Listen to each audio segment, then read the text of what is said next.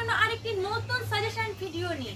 যারা এই মুহূর্তে 6th semester philosophy paper SSC 4 নিয়ে পড়ছো তাদের জন্য মূলত আজকের এই সাজেশনটি।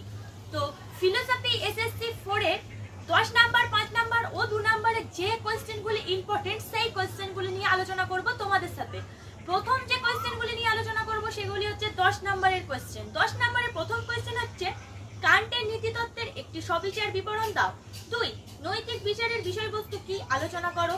3 জৈনদের দ্বারা অনুশীলিত পঞ্চ অনুব্রতের তাৎপর্য নিরূপণ করো। 4 বেন্থামের উপযোগবাদ সবিচার আলোচনা করো। তো 10 নাম্বারের জন্য সবথেকে কম তোমাদের কোশ্চেন দেওয়া আছে, মাত্র 4টি দেখতেই পাচ্ছ। তো এবার 5 নাম্বারের কোশ্চেনগুলি নিয়ে আলোচনা করব। 5 নাম্বারের প্রথম কোশ্চেন হচ্ছে জৈন ত্রিরত্ন তত্ত্বটি ব্যাখ্যা করো। 2 ঋত সম্পর্কে বৈদিক ধারণা ব্যাখ্যা করো। 3 মনস্তাত্ত্বিক সুখবাদ ও নৈতিক সুখবাদ এর মধ্যে পার্থক্য করো। 4 উদ্দেশ্য ও অভিপ্রায়ের মধ্যে পার্থক্য করো। 5 নৈতিক মানদণ্ড রূপে মিলের উপযোগবাদের একটি সংক্ষিপ্ত পরিচয় দাও।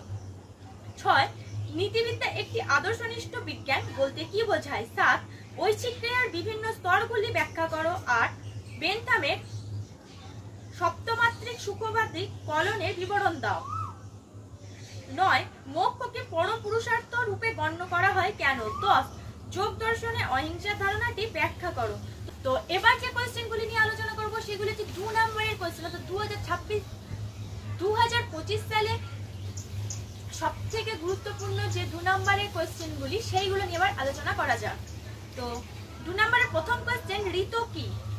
পরের কোশ্চেন দুটি অনৈতিক কর্মের উদাহরণ দাও। পরের কোশ্চেন নিষ্কাম কর্ম বলতে কি বোঝায়। পরের কোশ্চেন সুখপালন কি। পরের কোশ্চেন নীতিবিদ্যাকে আদর্শনিষ্ঠ বিজ্ঞান বলা হয় কেন। পরের কোশ্চেন একটি নৈতিক ও একটি অনৈতিক ক্রিয়ার মধ্যে পার্থক্য করো। পরের কোশ্চেন নৈতিক অহংবাদ কি।